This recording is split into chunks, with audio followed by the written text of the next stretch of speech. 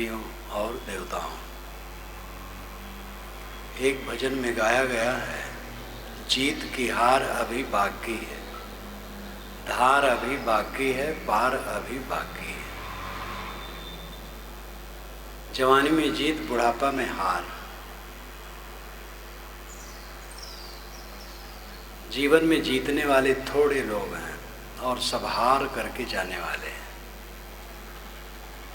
सतगुरु कबीर ने कहा है, रतन का जतन करो, माड़ी का श्रृंगार, आया कबीरा फिर गया, झूठा है अहंकार। रतन का जतन करो।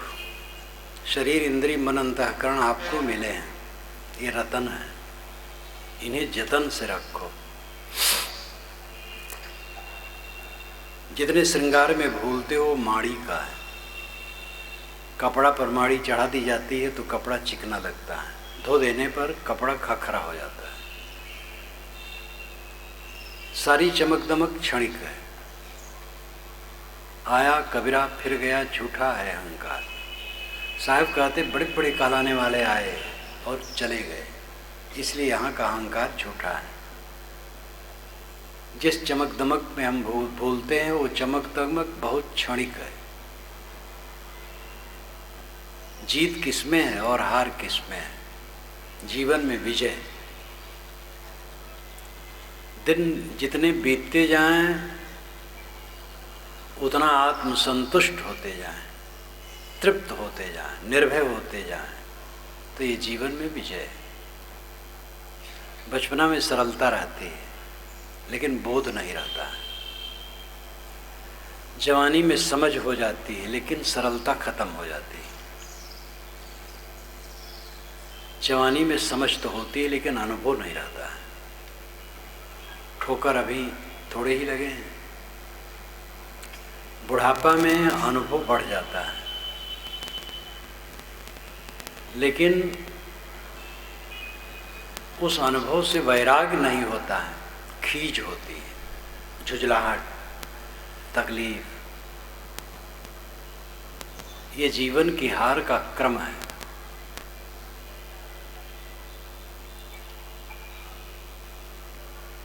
बचपना की सरलता, जवानी की समझ, बुढ़ापा का अनुभव, ये सब हम बनाए रख सकें तो जीवन में जीत होगी। तेसा मसो विरजो ब्रह्मलोको ना ये जीवम नृतम न माया चेत।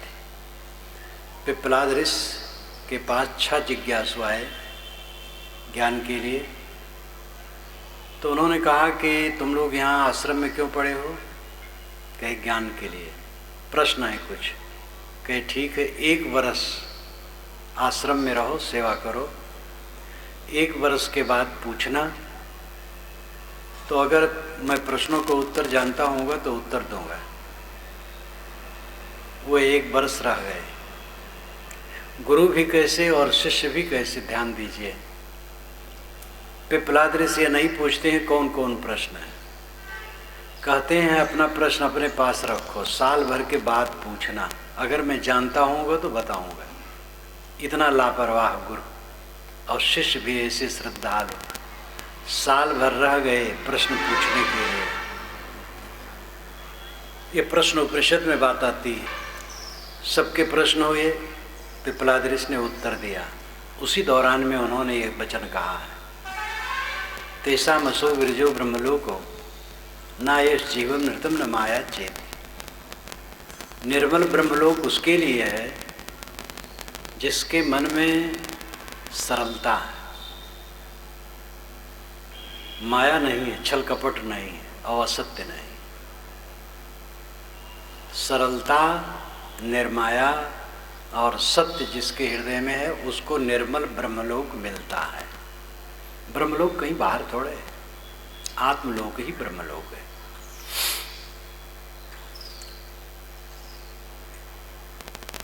सरलता, समझ और अनुभव। बचपना की विशेषता सरलता है, जवानी की विशेषता समझ है, बुढ़ापा की विशेषता अनुभव है। अगर ये सब को हम निखार के रख सकें तो जीवन में विजय है।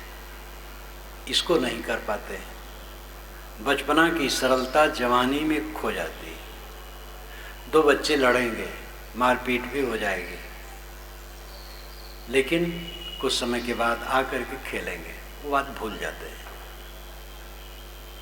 जवान होने पर एक एक कुटेव आने लगता है।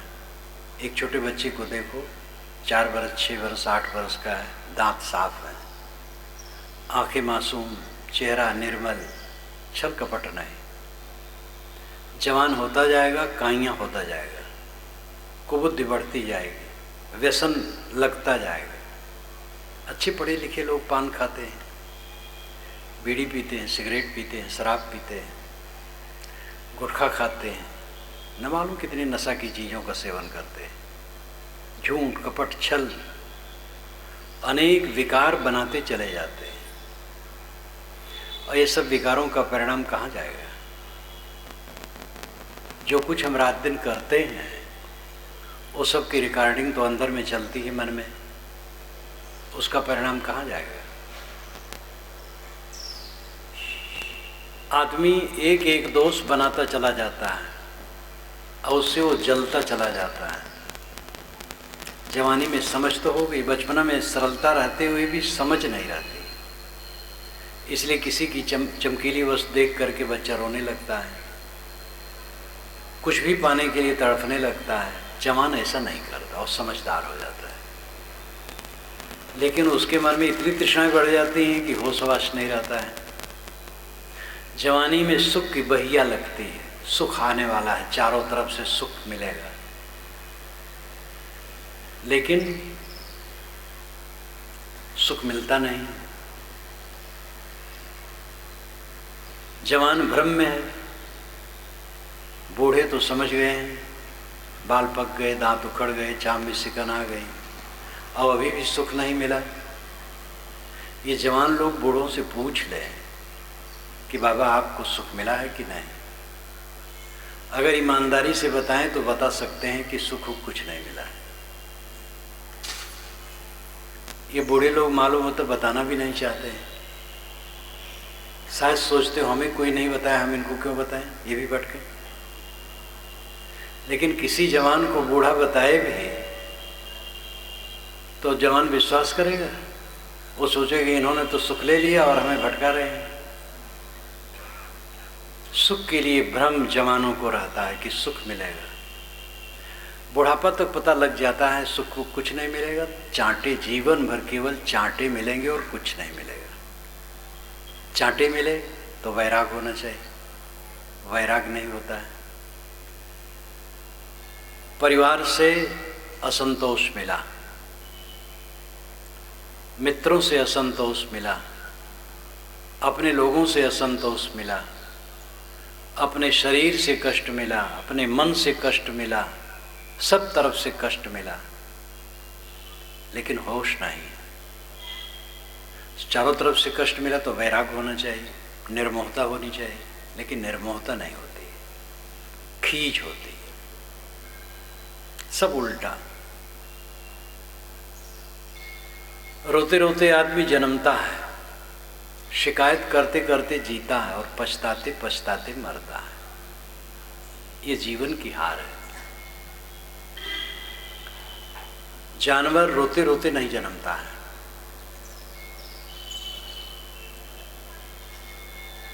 सामान्य रूप में जन्मता है। आदमी रोते रोते जन्मता है और जन्मते ही मानो घोषणा करता है कि मैं रोने के लिए जन्मा हूं, और जीवन भर रोता है। हर समय शिकायत शिकायत शिकायत, पत्नी की शिकायत, पति की शिकायत, संतान की शिकायत। यही शिकायत है कि जीवन में सुख नहीं मिला, और सुख नाम की वस्तु दुनिया में कहीं है ही नहीं। चांदी है, सोना है, हीरा है, अन्न है, माटी है, पत्थर है, कोयला है, सुख नाम की वस्तु कहीं नहीं। और उसको खोजते खोजते थके जा रहे हैं, सुख नहीं मिला। ये शिकायत तो बनी ही रहती है कि सुख नहीं मिला। अवंत में पछताते पछताते आदमी मर जाता है। ये जीवन की हार है। हमारी समझ सही होना चाहिए। बुद्धि, हृदय और इंद्रियां, ये तीन हैं। बुद्धि में समझ सही होना चाहिए, इंद्रियों में कर्म सही होना चाहिए, हृदय में धारणा सही होना चाहिए। बुद्धि में भ्रम है। अलौकिकता और चमत्कार में मनुष्य जुड़ा हुआ है। धार्मिक लोग इसको खूब फैलाते हैं। 2 नंबर का धंधा करने से व्यापार बढ़ता है, धन बढ़ता है। 2 नंबर प्रचार करने से धर्म बढ़ता है। वो धर्म होता है जनता यानी मनुष्य और पैसा। यहीं पर प्रचार कर दिया गया होता। दिनेश भाई अगर अखबार में छपवा देते कि हमारे संत आ रहे हैं, आकाश मार्ग से आएंगे, अथवा जब यहाँ आएंगे निर्धन को धन, निपुत्री को पुत्र, रोगी को निरोग्यता, सब कुछ देंगे, वो महासिद्ध पुरुष हैं, तो यहाँ नहीं बहुत बड़े मैदान में बैठना पड़ता। बाबा लोग आज भी चमत्कार का प्रचार करते हैं। मुझे तो कई ऐसे संप्रदाय के संत ये भी कहते हैं कि आप व्यवहारिक नहीं, सारी बात जनता के सामने कह देते हैं। उनको भ्रम में रखना चाहिए। ग्रह लगन मुहूर्त का झंझट को डाला जाए तो लोग कमजोर हों। ग्रह टेढ़ा है, ग्रह आकाश में आपके ऊपर कैसे टेढ़ा है, और आपके ऊपर टेढ़ा तो हमारे ऊपर सीधा कैसे है, और टेढ़ा है तो पूजा करने से शांत कैसे होगा। सूरज की गर्मी पूजा करके कोई शांत कर सकता है? ये जो बल्ब जल रहे हैं इसको कोई स्विच ऑफ न करे, पूजा करके कोई बुझा सकता है? तो ग्रह कैसे शांत कर सकता है? लेकिन ग्रह लगा हुआ है, भूत प्रेत लगे हुए हैं, जादू टोना, जंतर मंतर, अनेक प्रकार की बातें डाल करके धार्मिक लोग समाज के लोगों के मन को दुर्बल बनाते हैं। जब वे दुर्बल हो जाते हैं तो उनका शोषण चलता है, आर्थिक, शारीरिक, सब प्रकार का शोषण चलता है।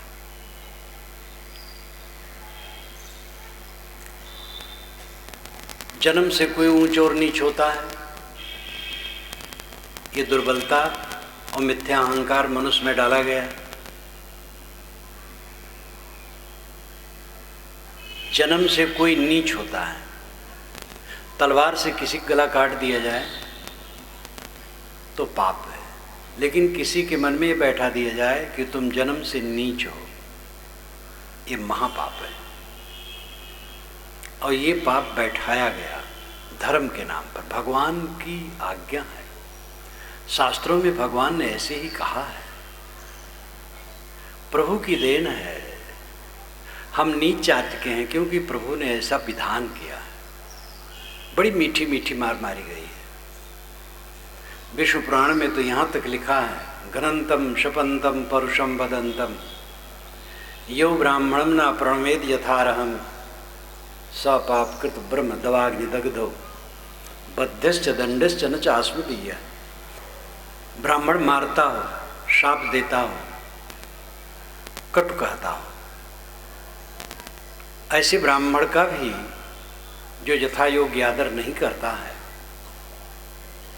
वह ब्रह्म दावाग्नि से दग्ध पापी है। उसको मार डालना चाहिए, दंड देना चाहिए। विष्णु भगवान कहते हो मेरा नहीं है, ये विष्णु भगवान के मुंह से कहलाया गया। न चास्मदीय, वो मेरा नहीं है। विष्णु ऐसे होता है कि दुरात्मा कोई है ब्राह्मण नामधारी, उसकी भी पूजा न करे जो, तो उसको मार डालना चाहिए, दंड देना चाहिए। वो मेरा नहीं है ऐसा विष्णु कहे। विष्णु ऐसा ही होता है। कैसा विष्णु की मट्टी पलीत कर दी गई है। विष्णु का अर्थ क्या होता है? जो सब में प्रविष्ट हो। विष धातु से विष्णु शब्द बनता है। विष्णाम प्रवेश और करना, प्रविष्ट होना। नियम सर्वत्र प्रविष्ट है, सारे विश्व ब्रह्मांड में उनके अपने नियम है। नियम को जो पहचानता है वह विष्णु को पहचानता है। नियम विष्णु है। चार हाथ वाला विष्णु एक प्रतीक है, मनुष्यों का बनाया, वो विष्णु नहीं। विष्णु विश्वव्यापी नियम है। ये आदि दैविक विष्णु है, प्राकृतिक विष्णु है। आदि भौतिक विष्णु प्राणियों का समूह है। ये देखो विष्णु भगवान बैठा है, पूरा समाज विष्णु भगवान है। और घट घट में आत्मा विद्यमान है, वो विष्णु है। सब घट में आत्मा प्रविष्ट है, वो विष्णु है। विष्णु को हमने ऐसा बना दिया, हर मत वालों ने अपने गुरुओं महापुरुषों के मुंह में डाल डाल करके निकाला है। जो हमें अच्छा लगा अपने गुरु के मुंह में डाल दिया और कहा देखो गुरु जी ने कहा। ये प्रभु का वचन है, प्रभु ने कहा। यहीं से गोस्वामी जी ने अपने मानस में लिया है, जहाँ पर विराट पद आता है। विराट पद जहाँ वाल्मीकि रामायण में ऐसा कुछ नहीं है, लेकिन गोस्वामी जी को कहलाना था तो राम के मुख से कहलवा दिया। शापित ताड़त परस कहंता विप्र पूजस गावई संता पूजी विप्रशील गुणहीना सुदृढ़ गुणगन ज्ञान प्रवीणा। इसका भाव वाल्मीकि रामायण में नहीं है। गोस्वामी जी का मन था तो विष्णु पुराण से अनुवाद करके रख दिया। दोष आता है कि राम ने ऐसा कहा। आज के रैशनल विचार वाले कहते रामचरितमानस फूंक दो, इस प्रकार राम ने कहा है, लेकिन राम का दोष नहीं। राम ने कहा होता तो वाल्मीकि रामायण में भी था, रहता। इसलिए हमें बहुत सोच विचार करके शास्त्रों की बात माननी चाहिए। ये हमें नहीं चिंता करनी चाहिए कहाँ लिखा है, किसने कहा है, कितनी पुरानी बात है, किंतु ये विचारना चाहिए कहा क्या है। जो निर्णय वचन है वही गुरु वचन है। निर्णय वाणी गुरुमुख हुई। जो निर्णय वाणी नहीं वो गुरुमुख कैसे है? कबीर साहब की साखी तो बहुत प्रसिद्ध है। साधु ऐसा चाहिए जैसा सूप सुभाए, सार सार को गहरे थोथा दे उड़ाए। सूप के समान बनो, फटक दो भूसी उड़ जाए, चावल रह जाए। वेद के ऋषि चलनी का उदाहरण देते हैं। सत्वमेव तितुनापनंतो यत्र धीरा मनसा वाचम कृत अत्रा सखाया सख्यान जानते भद्रेशाम लक्ष्मीर्निहितादिवाच। सत्तू जैसे चलनी से चाला जाता है। सत्तू आटा का तो पता वेदों में नहीं चलता है, आटा रहा होगा। सत्तू का पता चलता है खूब। आज भी बिहार में सत्तू खूब बनता है। गली गली में सत्तू बिकता है। सत्तू, चिवड़ा, दही, जलपान की चीज़ें बिहार में जितनी बिकती हैं शायद कहीं नहीं। सत्तू बहुत पुराना है। सत्तमेव तितुना, तितौना नाम चालना, तितौ नाम चलनी। जैसे चलनी से सत्तू यानी आटा छाना जाता है, वैसे विवेक से वाणी को छानो, ये वेद के ऋषि कहते हैं। लेकिन धर्म के क्षेत्र में परमात्मा, धर्म, महात्मा कह दो, फिर जितना नाजायज चलाओ सब चलता है। जितना झूठ बोलो चलेगा, जितना चमत्कार गढ़ो चलेगा, जितना धर्म समाज विरोधी और सच्चे धर्म के विरोधी जो कुछ कहो सब चलेगा। धर्म के नाम पर तो प्राणियों के गले को रेता जाता है, वो छटपटाते हैं और उसमें देवता और भगवान खुश होते हैं। भगवान के प्रीत्यर्थ, देवताओं के प्रीत्यर्थ जीवों की हत्या की जाती है। भगवान से ज़्यादा प्रेम है और देवता से ज़्यादा प्रेम है, और प्रेम प्रदर्शन में मासूम प्राणियों के गले को रेता जाता है। और ये धर्म है। धर्म, भगवान, महात्मा का नाम ले लेने पर कुछ भी करो सब चलेगा। इसलिए ज़रूरत है कि असली धर्म को समझें। कबीर की वाणी बीजक आप देखिए दहकती आग जैसी। आज से 550, 600, पौने 600 वर्ष पूर्व उन्होंने कहा, और इतना वैज्ञानिक, इतना तर्कपूर्ण, नाम ले लेकर के कहा, डर नाम की कोई चीज नहीं, निर्भय। और यह वह उनकी निर्भयता दिन दिन चमकती चली गई। काहू के बच नहीं फुरे, काहू करामाती, मान बढ़ाई ले रहे हिंदू तुर्क जाति, बात ब्योतें आसमान की मुद्दत निरानी, बहुत खुदे दिल राखते बूढ़े बिन पानी, कहें कबीर कासो कहो सकलो जग अंधा, साचे सो भागा फिरे झूठे के बंदा। किसी की बाचा सिद्धि हो रही, कोई आकाश में उड़ रहा है, करामात दिखा रहा है, सब झूठे के बंदे सांचे से भागे फिरते हैं।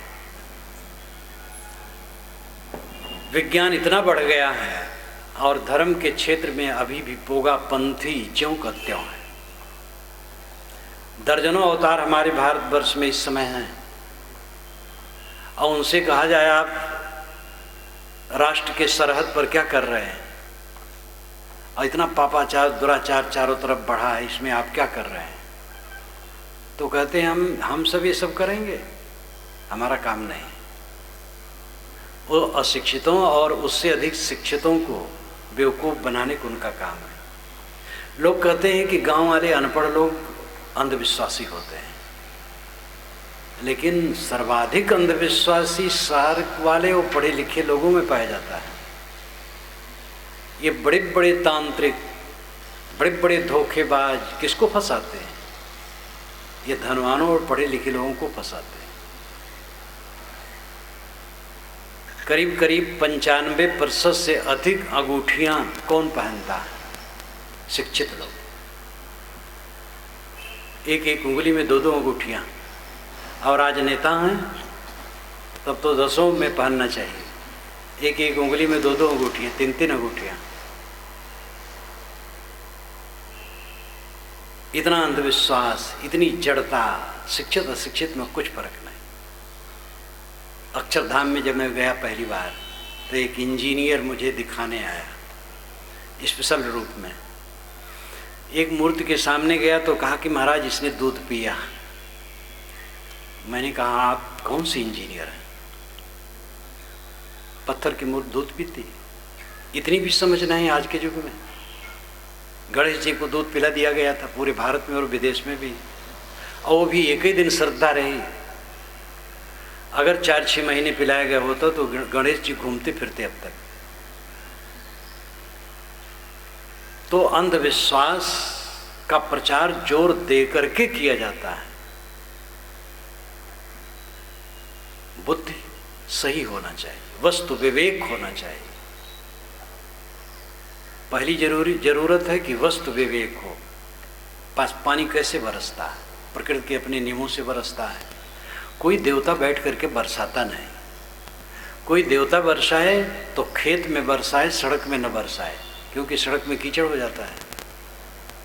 और पानी की जितनी ज़रूरत हो तो न बरसाए, ज़्यादा न बरसाए, कम न बरसाए। भूचाल क्यों लाएगा वो? भूचाल से कोई फायदा नहीं होता है। सूखा और दाह क्यों करेगा? ये सब प्रकृति के नियमों से होता है। ये हमारी बुद्धि सही चीज का निर्णय करने वाली होनी चाहिए। इसलिए पहले समझ सही हो। बाहर से हमें कुछ प्राप्त होने वाला नहीं है। मोक्ष, परमात्मा, शांति, ये बाहर से प्राप्त होने की वस्तु नहीं है।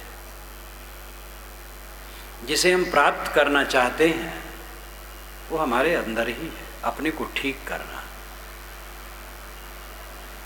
हर दिशा में समझ सही होनी चाहिए। मनुष्य बराबर हैं, मूलतः बराबर हैं, अपने गुण कर्मों से ऊंचे नीचे होते हैं। जन्म से कोई छोटा और बड़ा नहीं। बड़ व्यवस्था के पक्षधर कहते हैं कि हम वैदिक सनातन धर्मी हैं। चारों वेदों में कहाँ लिखा है कि मनुष्य में जन्मजात कोई बड़ा और छोटा होता है। हम सनातन धर्मी हैं। ब्राह्मण वेद का अधिकारी है, शूद्र और स्त्री नहीं। किस वेद में, किस अध्याय और कांड में, किस सूक्त में, किस मंडल में लिखा है कि वेद पढ़ने के अधिकारी स्त्री और शूद्र नहीं? कहीं नहीं लिखा है। तो इस प्रकार ऐसी सी बातें की जाती हैं,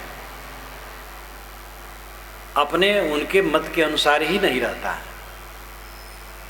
चारों वेदों में छुआछूत की बात की कोई पंक्ति मैंने नहीं पाई, बल्कि ये लिखा मिला समानी प्रभा सौ अन्न भागा। हमारी पौशाला एक हो, हम एक साथ भोजन लें। लेकिन वेद के पक्षधर अपने को कहते हैं कि स्त्री को अधिकार नहीं है, शूद्र को अधिकार नहीं है। शूद्र और स्त्री को पाप कर्म भी नहीं लगता होगा। अगर वो गलत कर्म करें तो उनको जेल नहीं जाना चाहिए। अगर पाप लगता है तो पुण्य भी लगना चाहिए, और पाप पुण्य लगते हैं तो ज्ञान के अधिकारी कैसे नहीं है? इतनी सी बात जो न जाने वो धार्मिक है और ज्ञानी है और विद्वान है और पंडित है। न ये शास्त्रोक्त है। शास्त्रों के मूल में क्या है? हिंदू शास्त्रों के मूल में वेद है। हरिद्वार में एक मीटिंग में जब ये बात आई तो एक मंडलेश्वर ने कहा आप ठीक कहते हैं, लेकिन मर्यादा तो मर्यादा। हम कहे कैसी मर्यादा? तो बोल नहीं पाए। मैंने कहा, उन्होंने कहा प्रमाण, तो हमने कहा प्रमाण, अंतिम प्रमाण क्या है, कौन ग्रंथ है? तो वेद कैसे कहे? वो जानते थे, विद्वान है। वेद में ऐसा नहीं है। गोलमोल रह गए। फिर मर्यादा, हमने कहा कैसी मर्यादा? तो वहाँ गद्दी लगी थी, तो गद्दी छोड़ दिए थे, तो छोटी छोटी गद्दी रख करके हम सब बैठ गए थे। तो दोनों हाथ उठा के कहा इसकी मर्यादा, व्यास गद्दी की। तो मैंने कहा एक धीवरी का बच्चा अगर ज्ञानी आवे तो इस पर बैठ सकता है कि नहीं? तो सब हंस दिए, वो भी शर्मा गए।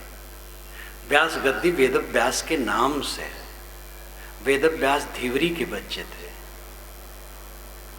उन्हीं के नाम से व्यास गद्दी कही जाती है। तो आज अगर कोई धीवर का बच्चा हो और ज्ञानी हो तो नहीं बैठ सकता है, तो बेचारे लज्जित हो गए। अपनी बात को ही हम पूर्वापर का विचार नहीं कर पाते हैं, क्योंकि नाजायज फायदा जो उठाते आए हैं वो उठाने का मन बना है। एक वर्ग को दबाओ, अपनी दादागिरी सिद्ध करो, लेकिन इतिहास आगे बढ़ता, पीछे लौटने वाला नहीं। कबीर जो आज से 500 वर्ष पूर्व चाहते थे कि मानव मात्र का समान अधिकार सभी दिशाओं में हो और कोई किसी को अछूत न कहे, अछूत कहे तो दंडित हो, वह कानून के रूप में आज ढल गया है। लोकसभा भवन और विधानसभा भवन में चाहे वर्ण व्यवस्था के पक्षधर बैठे हों, लेकिन वो एक कानून बनाने के लिए विवश हैं कबीर के विचारों के अनुसार, जो मानवतावादी है। और कबीर का विचार कबीर का नहीं है, आपकी सत्ता का है। कबीर जो कुछ कहते हैं आपकी बात कहते हैं, जनता की बात कहते हैं, मूल बात कहते हैं।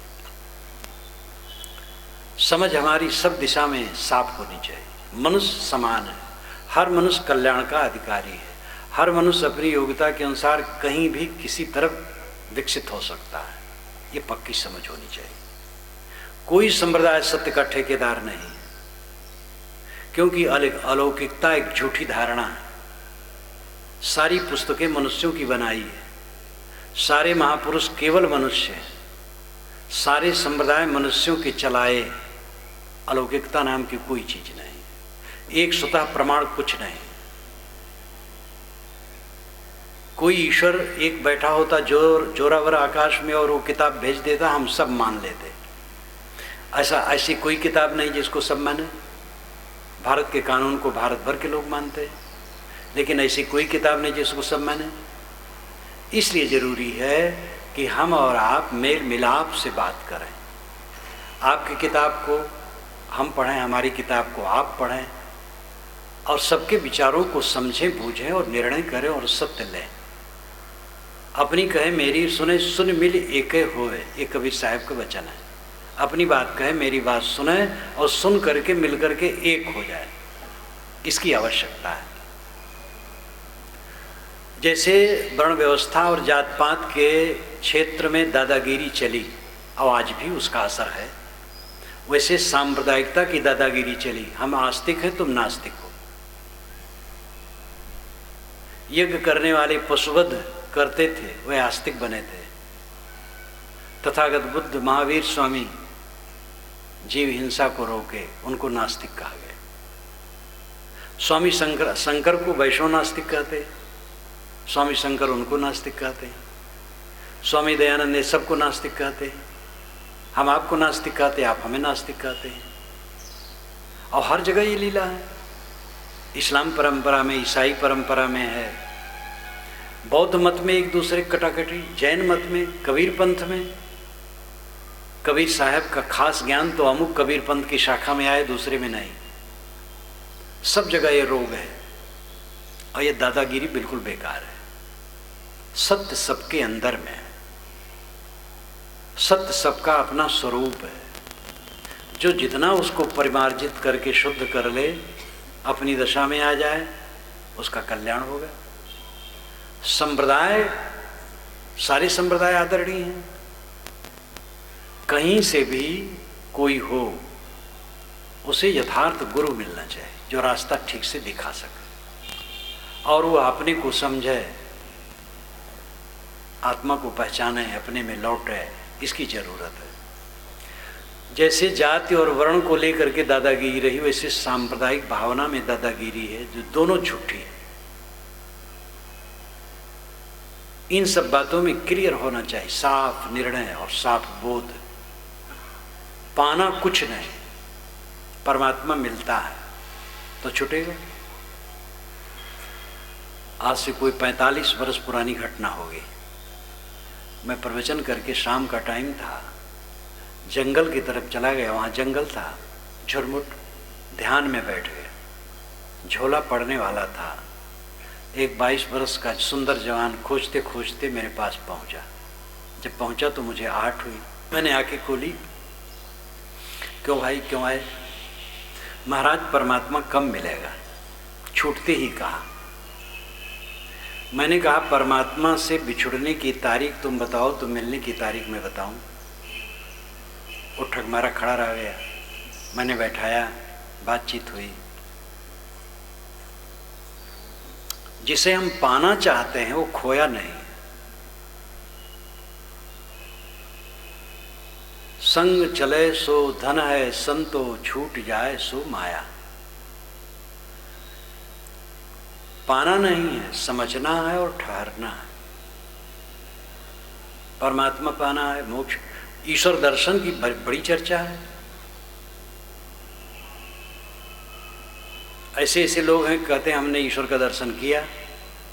उनसे पूछो, ये आप नहीं कहे कि जो देश दुनिया में सर्वत्र पाप हो रहा है, कहते कि ईश्वर रोक दे? ऐसा पूछो तो बगले झाँकने लगते हैं। दर्शन जिसके होते वो ईश्वर होता है। दर्शन तो रूप का होता है और रूप विषय है। वेदों में कहीं नहीं लिखा ईश्वर का दर्शन होता है, शास्त्रों में भी नहीं लिखा, उपनिषदों में भी नहीं लिखा है। आत्म साक्षात्कार की बात है। ये पुराणों महाकाव्यों में लिखा गया है। बहुत लंबा चौड़ा पुराण और महाकाव्य कहते हैं। बौद्धों और जैनों के विचार फैल गए थे। पंडितों के तब तक यज्ञ याग होते थे, आम जनता को कुछ नहीं मिलता था।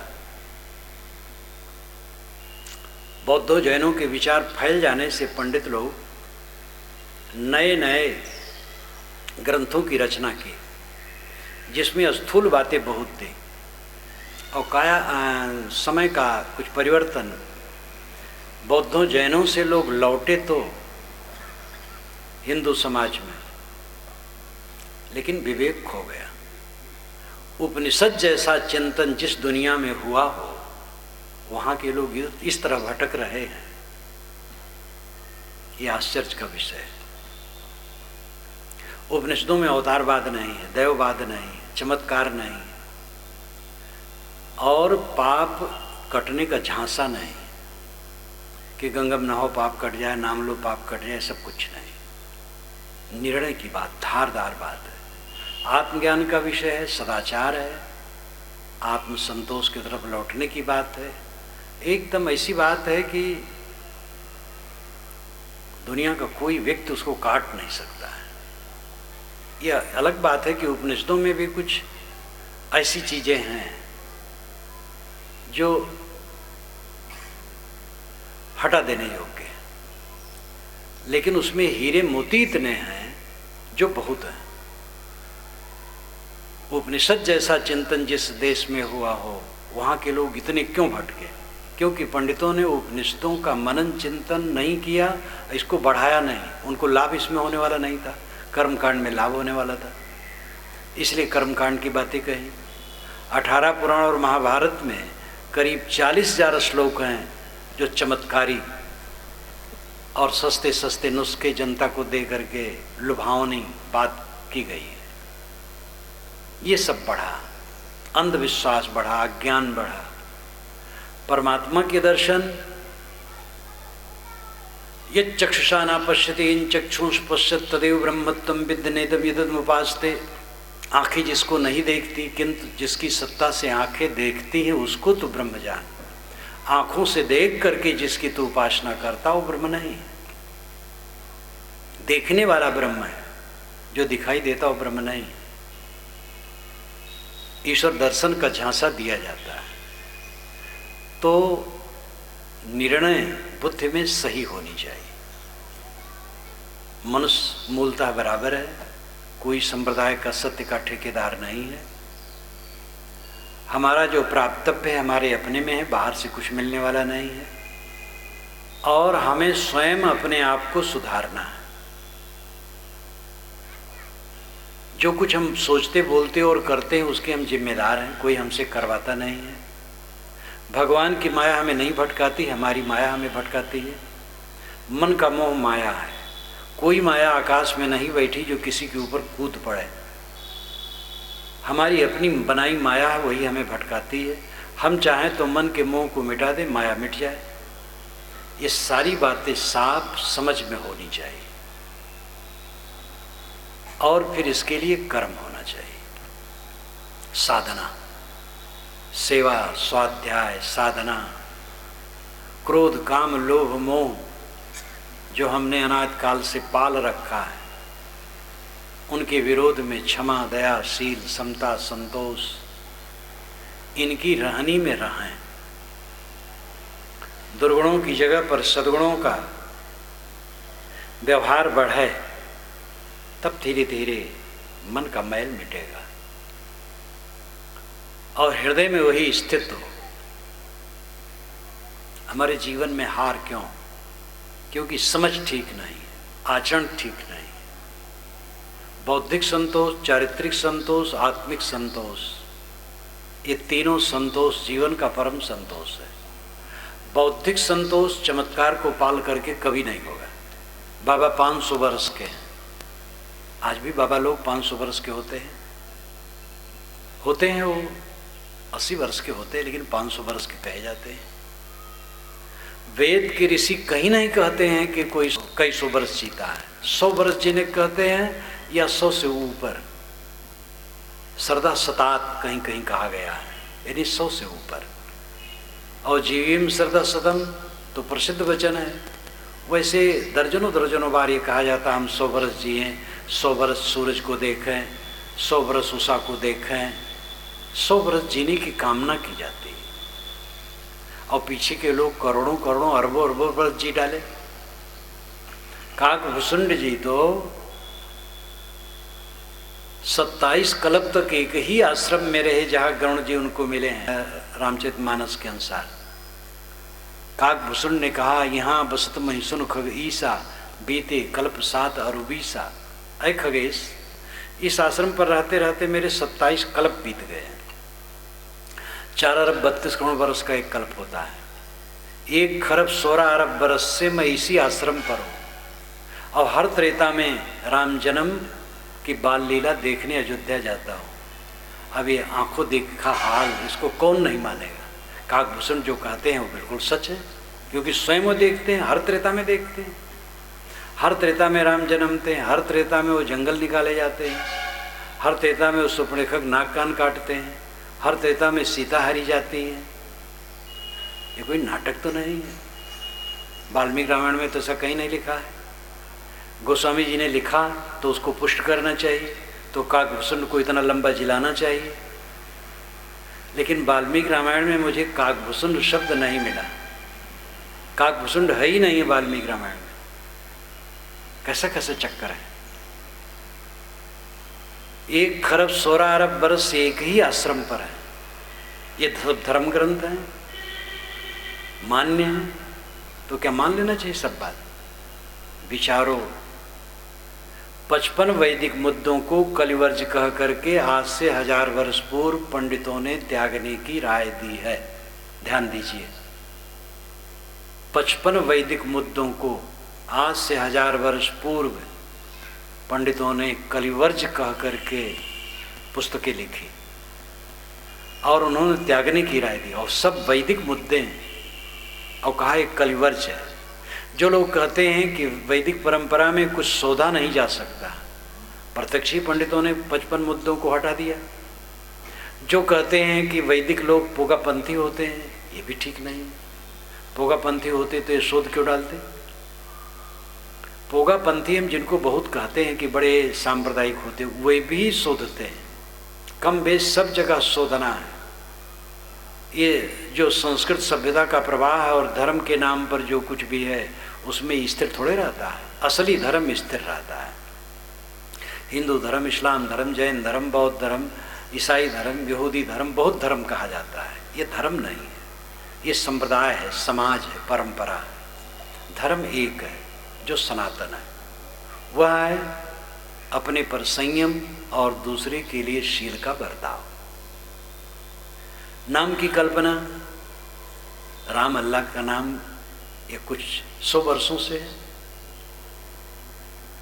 इसी प्रकार सब जितने नाम रूप हैं सब किसी देश काल में बने हैं। पूजा पद्धतियां किसी देश काल में बनती हैं।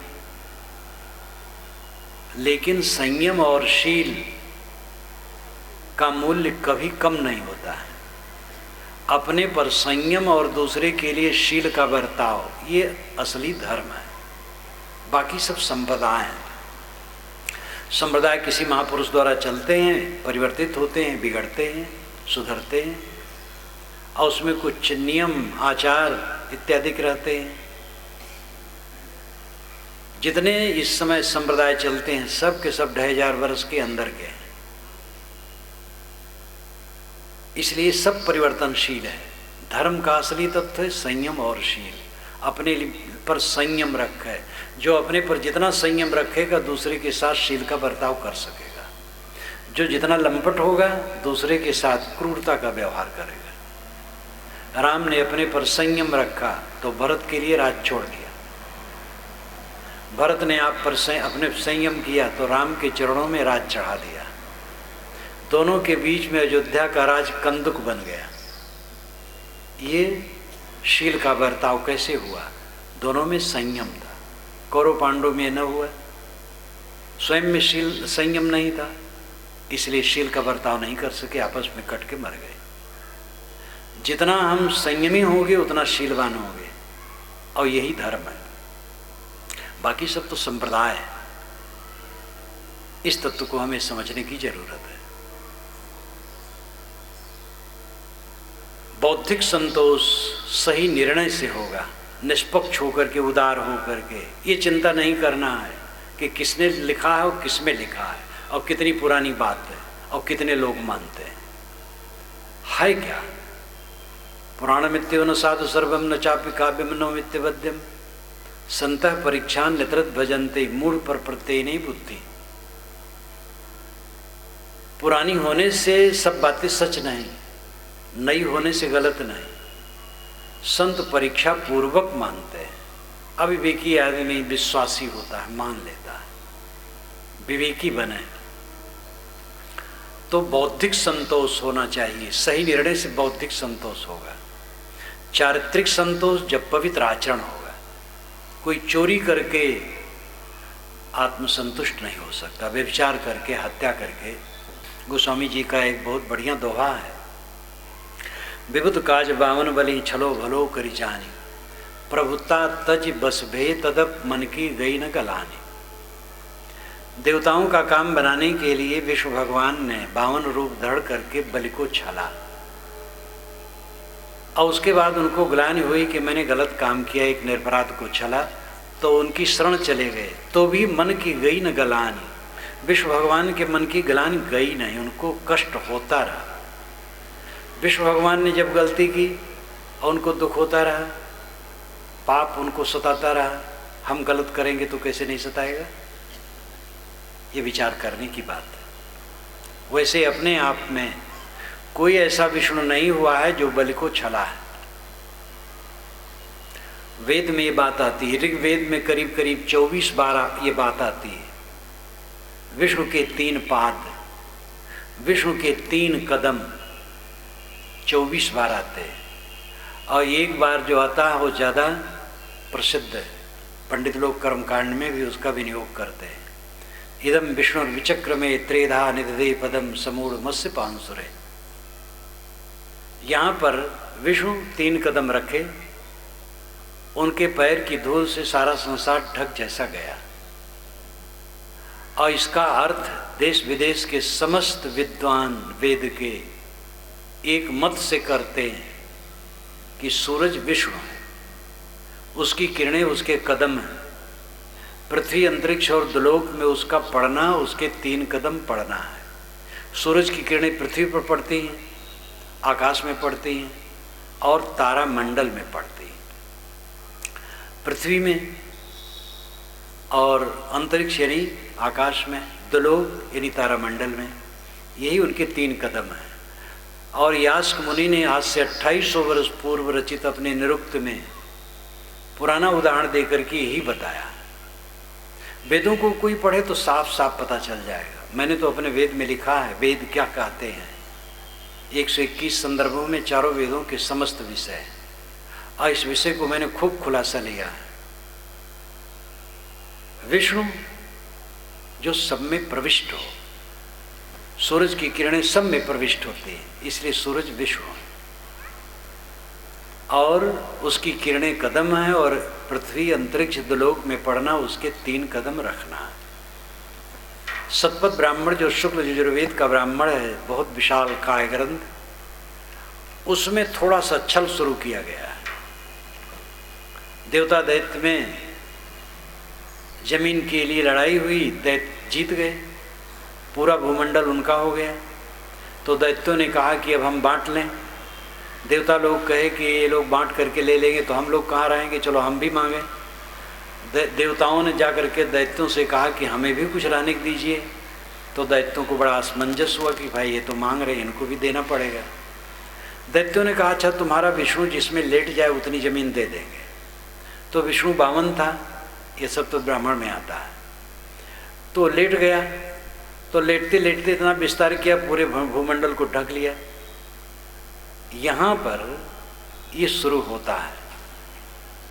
फिर आगे चल करके तो वामन पुराण बन गया 10,000 श्लोकों का। ये सब मैंने हवाला वहाँ दिया है, वेद क्या कहते हैं। मूल रूप में विष्णु 52 हो गए और बलि को छले, ये बिल्कुल बेकार की बात है। विष्णु जब सबके मालिक थे तो बलि से कह देते भैया हट जाओ, गद्दी पर मैं बैठूंगा, उनको छलेंगे क्यों। लेकिन ये बीच के पंडितों ने इतना बिगाड़ा है, वेदों का कोई देवता चरित्रहीन नहीं है, लेकिन पुराणों के देवता कैसे बना दिए गए। वेदों के देवता के जितने नाम हैं, आगे चलकर इंद्र, ऋग्वेद के 1/4 में इंद्र की महिमा है, लेकिन पुराणों का इंद्र कितना खराब है। गोस्वामी जी ने तो इंद्र को पेट भर गाली दी, सुखाड़ ले भाग 60 कहा है। कैसा परिवर्तन है। वैदिक युग में इंद्र को कोई आधी जबान नहीं कह सकता था, जैसे आज कोई राम को कृष्ण को गाली दे तो हमें सहन नहीं होगा, वैसे इंद्र को उस जमाने में कोई कट नहीं कह सकता था। लेकिन पुराण काल में आकर के इंद्र को कितना खराब कर दिया गया है। अहिल्या, इंद्र अहिल्या जार, इंद्र अहिल्या जार है, सतपथ ब्राह्मण में आता है। इंद्र सूर्य, अहिल्या रात, अह कहते दिन को, दिन जिसमें लीन हो, अहिल्या, अह दिन, ल्या लीन, दिन जिसमें लीन हो, रात अहिल्या है। सूरज इंद्र है, उसको जार जीर्ण करता है, ये उसका अर्थ है। लेकिन इंद्र एक व्यक्ति बनाया गया, अहिल्या एक युवती बनाई गई, उसके साथ उसने छल किया। ये महाभारत में पहली बार आया, फिर वाल्मीकि रामायण में आया, फिर बढ़ता चला गया। विकृतियां बहुत आई। विधाता अपनी पुत्री से भ्रष्ट हो गए, श्रीमद् भागवत में लिखा है। विधाता सूर्य वेद के अनुसार, उसकी पुत्री उषा है, क्योंकि सूर्य से ही उषा पैदा होती है, और जब सूर्य एकदम आ जाता है तो उषा खत्म हो जाती, भ्रष्ट हो जाती है। ये उसका अर्थ है। लेकिन आगे कितना बिगाड़ा गया है। तो वामन, विष्णु वामन बन गए और बलि को छल लिए, ये सब काल्पनिक कथाएं हैं। विष्णु किसी को नहीं छले। श्री कृष्ण महाराज ने रास की, हजारों स्त्रियों को लेकर के रास उन्होंने कभी नहीं की। मेरी पुस्तक है कृष्ण कौन, पढ़ें। पहली बार जब मैं छापा, अयोध्या के पंडितों ने कहा कि इस ढंग से प्रस्तुत तो आज तक हम लोगों के सामने नहीं हुई, और ये सच्ची बात लगती है। श्री कृष्ण महाराज को रसिया बना डाला गया। कैसी कैसी विकृतियां हुई हैं। इन सब बातों में हमें जगने की जरूरत है। कृष्ण कौन जब मैंने दिया मध्य प्रदेश के मुख्यमंत्री को, जो अभी बेचारे हटा दिए गए, गौर को, कई वर्ष पूर्व एक सभा में मेरे आए थे, तब मध्य प्रदेश में भारतीय जनता पार्टी का ही राज्य था और वे कैबिनेट मंत्री थे। तो मेरी सभा में आए थे रायपुर, उनको दिया तो बहुत खुश हुए। कहे कि मैं ऐसी चीज़ चाहता था कि श्री कृष्ण के विषय में इतना स्वस्थ स्वरूप कहीं मिले। बहुत खुश हुए। तो समझ में भ्रम बहुत है, और इसके लिए उदार बन करके निर्णय को समझने की आवश्यकता है।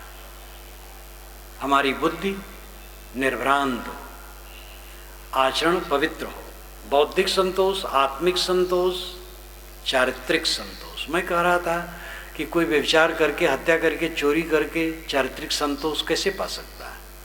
गलत काम करके चारित्रिक संतोष कैसे मिले? कोई भी हो। और दुनिया की वस्तुओं में लोभा करके आत्मिक संतोष कैसे मिलेगा? ये चमक दमक कितने दिन की है? जवानी कितने दिन की? पद कितने दिन का है? मान बढ़ाई प्रतिष्ठा, ये गुरुओं की गद्दियां कितने दिन की? सब क्षणिक, सब क्षणिक, सब क्षणिक। गृहस्थ लोग अपने घर परिवार में डूबे और महात्मा लोग अपने मठ और शिष्यों में डूबे, तो दोनों बराबर हैं। प्रकृति के द्वारा कहीं क्षमा हुआ नहीं है। ज्ञानियों ने बना लिया है कि ज्ञानियों के साथ जो दुर्व्यवहार करता है, तो ज्ञानी से जो गलती होती है उसका फल उसी को मिलता है। और ज्ञानियों की जो सेवा करने वाले उनके भक्त हैं, तो ज्ञानी जो सत्कर्म करते हैं उसका फल सेवकों को मिलता है। ये बिल्कुल बेकार की बात है। वो ज्ञानी कौन है जो दुष्कर्म करे? ज्ञानी मुनि हो चाहे जो हो, जो करेगा सो भरेगा। न तो इन गुरु बाबा को संतोष मिलने वाला है, न सेठ बाबा को संतोष मिलने वाला है, और न राजनेता बाबा को संतोष मिलने वाले हैं। ये बाहरी चमक दमक में जितना बोलेंगे सब केवल असंतोष मिलने वाला है। इस चमक दमक से ऊपर उठना होगा। आत्मिक संतोष तभी मिलेगा जब चमक दमक से ऊपर उठे। सारी चमक दमक झूठी, 4 दिन की चमक दमक है, और उसमें हम भटक जाते हैं, अपने को खो देते हैं। बौद्धिक संतोष के लिए निष्पक्ष निर्णय को स्वीकारना चाहिए। इस संसार में हमारा कौन महापुरुष है? एक बात पर ध्यान दीजिए, श्रद्धा बहुत काम की चीज है। जिसके पास श्रद्धा नहीं वो कहीं का नहीं है। लेकिन अधिक श्रद्धा हिंसा पैदा करती है। अगर हम कबीर साहब के प्रति अधिक श्रद्धा कर लें तो महाराज राम को, कृष्ण को, तथागत बुद्ध को, महावीर स्वामी को, हजरत मोहम्मद को, संत ईसा को, स्वामी दयानंद को नहीं समझ सकते। नाम कहाँ तक लें? अगर श्री राम में अधिक श्रद्धा कर लिए तो श्री कृष्ण को नहीं समझ सकते हैं। और धर्म संप्रदाय में यही हो रहा है, अपने गुरु और महापुरुष को बढ़ाते बढ़ाते एकदम आकाश के ऊपर बैठा दिया जाता है और दूसरे को नीचे दिखा दिया जाता है। ये श्रद्धा है कि हिंसा है? कौन मेरा महापुरुष है? दुनिया के जितने महापुरुष हैं सब मेरे हैं, जितने संप्रदाय हैं सब आदरणीय हैं, जितने शास्त्र हैं सब आदरणीय हैं। यहाँ पराया कौन है? इसलिए नीरक्षीर विवेक, सत्य निर्णय हमें ग्रहण करना है निर्भय होके। ये दृष्टि जब होगी तब बौद्धिक संतोष मिलेगा, क्योंकि सच्चा ज्ञान तभी मिलेगा। और जब चमत्कार से हट करके और छू मंत्र से जो पाप कटने की बात है, ये सबसे हट करके अपने कर्मों को सुधारा जाएगा, तब चारित्रिक संतोष मिलेगा। गलत काम कोई करे, भगवान भी करे, फल पाएगा। कोई भगवान हो, अगर ज़्यादा भोजन कर लेगा तो पेट खराब हो जाएगा उसका। प्रकृति में क्षमा उमा नहीं है। सबको अपने कर्म फल भोगने हैं, इसलिए कर्म सुधार की बड़ी जरूरत है। चारित्रिक संतोष, जब इस पर विश्वास होगा कि जो हम सोचते, बोलते और करते हैं उसके हम जिम्मेदार हैं और उनको सुव्यवस्थित करें, तभी शांति मिलेगी, तब चारित्रिक संतोष मिलेगा। और आत्मिक संतोष, जब दुनिया की चमक दमक से चित्त हमारा हटेगा। जीवन जितना बीते हमें शांति, गहरी शांति में पहुंचते जाना चाहिए। और होता है उल्टा। व्यापार लोग करते हैं तो 1 लाख रुपया लेकर के कोई व्यापार शुरू किया, 6 महीने में उसके पास 50,000 रह गए, 10 महीने में वो 30,000 रह गए, 1.5 साल में 10,000 रह गए। तो कौन सा व्यापार है? 1 लाख तो पूंजी बनी रहे, मुनाफा बढ़ता जाए, तब व्यापार सफल है। हमारे जीवन में जो बचपना में प्रसन्नता थी, जवानी में घट गई। जवानी में जो रही सही प्रसन्नता थी, बुढ़ापा में घट गई। जर्जरता तक पहुंचते पहुंचते झां झां करके मर गए। ये हार है। सबको जीवन मुक्त सुख भोगने के लिए जीवन मिला है। समय हमारे बीते और जीवन मुक्त के आनंद में हम पहुंचते चले जाएं। गृहस्थों को चाहिए कि बाल बच्चों को काम दे करके फुर्सत ले। बाल बच्चे नहीं है तो ठीक है, झंझट नहीं है, साधना में लगें। और बुढ़ापा में पहुंचकर वे कोई शौक न रखें, किसी पर शासन करने की चेष्टा न करें, निष्काम निर्माण बने। दिन जितने बीते हमारा मन संयमित हो, संयम और शील में चले, जीवन मुक्ति का आनंद ले। ये जीवन का फल है। दिन जितना बीतता जाता है दुख बढ़ता जाता है। बाल पके, तृष्णा और मोह ये दोनों जबरदस्त। बुढ़ापा में और तृष्णा और मोह।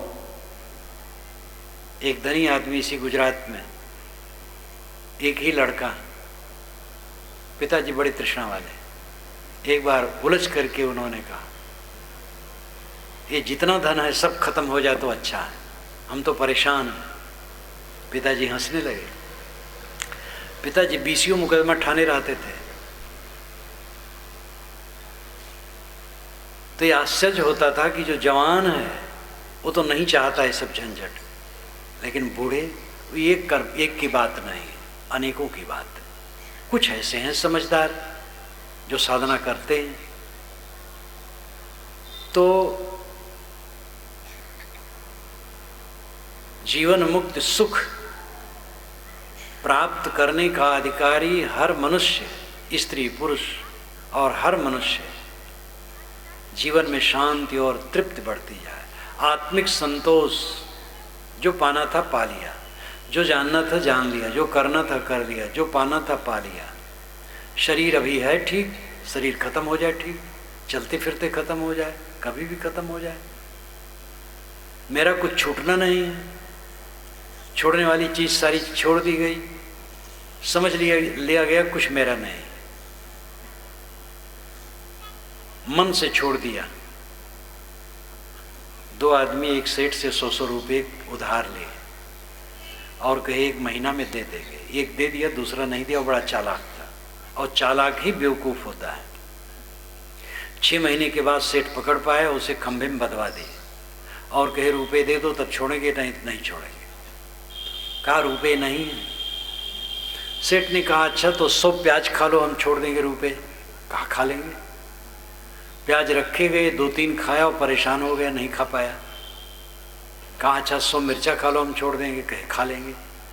मिर्चा रखा गया, 1-2 खाया तो कलेजा जलने लगा, मुंह जलने लगा। कहा सेठ जी इसको नहीं खा पाएंगे। कहा अच्छा 100 जूता खा लो, हम छोड़ देंगे। उसने सोचा जूता खाना तो है ही नहीं, सहना है। पेट के बल लेट गया, पीठ पर जूते पड़ने लगे। जब 20 जूते पड़े तो दिमाग ठंडा हो गया। उसने कहा कि सेठ जी हम रुपए मंगाए देते हैं, आप कृपया छोड़ दीजिए। अब आप सोचिए समझदार कौन है, जो पहले ही नियत समय पर रुपया लौटा दिया। ये तो बदनाम हुआ, प्याज खाए, मिर्ची खाए, जूते खाए, अंततः रुपये दिए। छोड़ना है सबको, विवेक से छोड़ दो, शांति मिलेगी। बूढ़े हो गए, रोगी हो गए, बिखर गया, भोग का साधन नष्ट हो गया, बिलबिला बिलबिला करके अब मर रहे हैं, ये कोई छोड़ना हुआ? स्वस्थ अवस्था में सारी आसक्ति, सारे मोह छोड़ दे, तब सफलता होती है। निकाले जाओ, इस्तीफा दो। निकाले जाने में इज्जत नहीं, इस्तीफा देने में इज्जत है, त्यागने में इज्जत है। खदेड़े गए तो क्या इज्जत है? आत्मिक संतोष तब मिलेगा जब हमारे मन का आकर्षण मिटेगा। आकर्षण भ्रम है, अज्ञान है। एक युवती को देख करके युवक आकर्षित होता है कि उसके शरीर में सुख है। युवती के शरीर में सुख है तो युवती अपने शरीर के सुख को लेकर सुखी रहती। वो युवक के शरीर में आकर्षित है और युवक के शरीर में सुख होता तो वो अपने सुख को लेकर के वो सुखी रहता है। न उसके शरीर में सुख है न उसके शरीर में सुख है, एक भ्रम है। हाड़ चाम का ढांचा, इसमें कौन सा सुख है? इंद्रियों को उत्तेजित करना सुख कहलाता है, ये तो दुख है। सुख तो शांति है, कोई शांति से बैठा है, ये सुख है। खलबली हो गई, काम वासना उदय हो गई, अब दूसरा चाहिए तो सुख कहाँ हुआ? तो सुख एक भ्रम है। चमक दमक से मन जब तक न लौटेगा, लौटेगा कैसे? लौटाना पड़ेगा, साधना करना होगा। इसका लाभ पहले समझ में आवे, काम किया जाए तो काम होगा। आदमी चाहे कुछ पा जाए, अपने को धोखे में रखा है। हम जीवन भर ऐसी वस्तुओं के मालिक बने रहते हैं जो हमारी नहीं हैं। शरीर ही हमारा नहीं है तो क्या हमारा है? जिसके हम मालिक बने हैं फर्जी है। अपने तरफ लौटो। कबीर साहब ने कहा, जब लग दिल पर दिल नहीं तब लग सब सुख ना है। जब तक दिल दिल पर ना होगा सब सुख नहीं होगा। महाराज कृष्ण ने गीता में कहा, आत्मन्य आत्मना तुष्ट, आत्मा द्वारा आत्मा में संतोष। तथागत बुद्ध ने कहा, पटिवासेयत्तमत्तना, आत्मा द्वारा आत्मा में ही बस है, स्वयं में ही निवास करे।